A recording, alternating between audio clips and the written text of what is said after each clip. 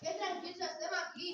Sí, estem molt tranquils, però estem molt tristos. Per això, què ha passat? No te'n recordes que fa 5 anys va matar ta germà? Sí, Sant Jordi el va matar i la seva sang va sortir un roser. Veritat, el meu pobre germà. El poble estava situat dalt d'una muntanya, on hi feia molt de fred. Per això, les escames dels dracs eren molt resistents i no patien mai fred i no feien mai mal. A més, el sang de cada drac els feia especials. Eren immortals, és a dir, que no podien morir a no ser que els clavessin una espasa al cor. Per evitar sustos, els dracs van agafar totes les espases d'or i les van guardar a les muntanyes humides del nord.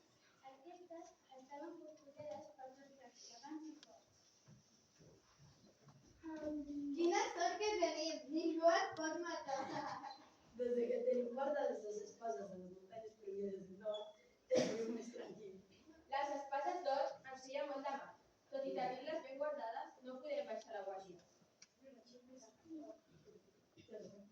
Per altra banda, hi havia un petit poble on hi vivia el rei, la reina, la princesa i Sant Jordi.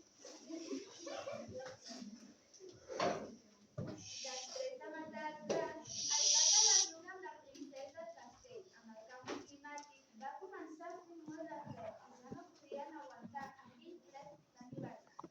Havien sentit que en un drac de les muntanyes hi vivien uns dracs amb una sang immortal i unes escames resistents. Per això, van decidir anar a aquell poble, matar els dracs, agafar les seves pells i tapar la sang per ser immortals. Quin fred que fa, des que el canvi climàtic s'ha accentuat, no es pot aguantar. És veritat. Jo que conec molts indrets, en conec un que està custodiat per dracs i té la particularitat de tenir unes escames resistents al fred i una sang immortal.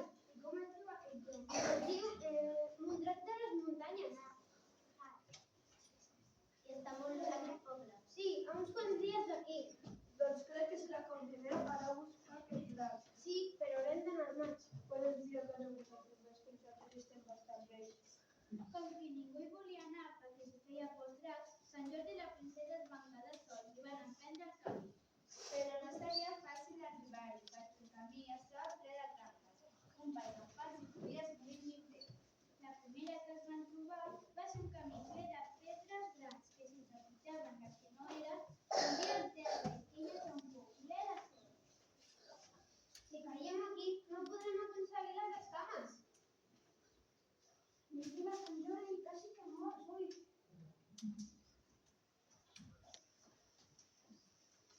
En la segona de les trampes hi havia tres cecs que s'abastava i era verinós.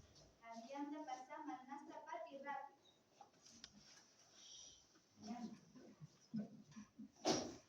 Aquesta boira mareja. Potser està enverinada. Sí, corre.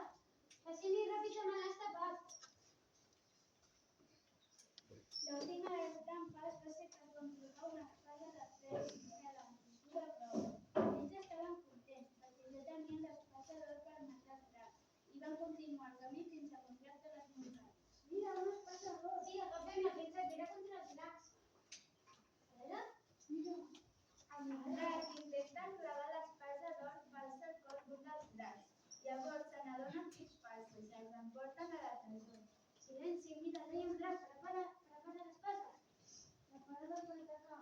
1, 2 i 3. Oh! M'estic morint! Oh, quin mal! Oh, Què ha passat? oh. Oh! Però què feu estirats aquí en terra?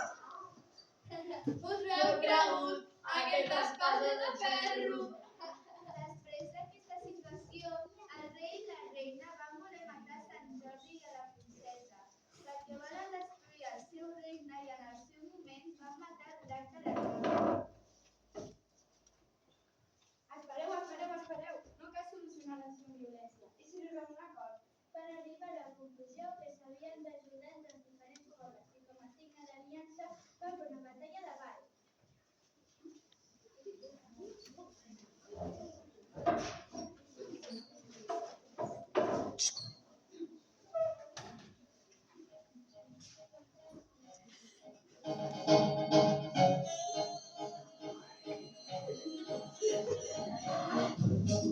María, María,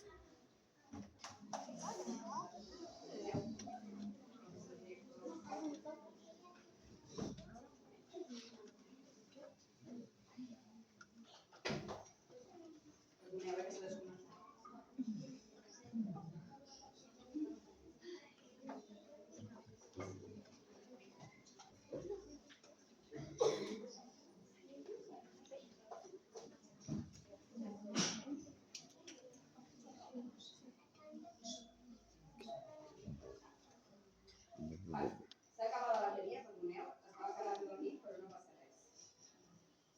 L'escoltaré per molt de silenci, perquè s'escolti. Vale?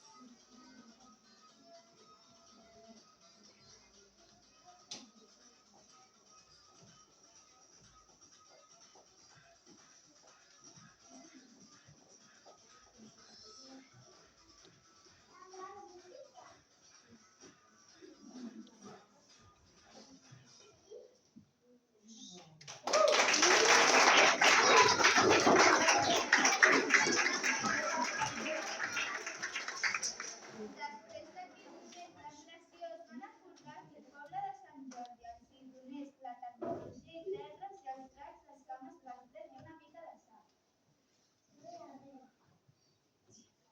I els guanyadors d'aquest concurs són els dos. Això s'ha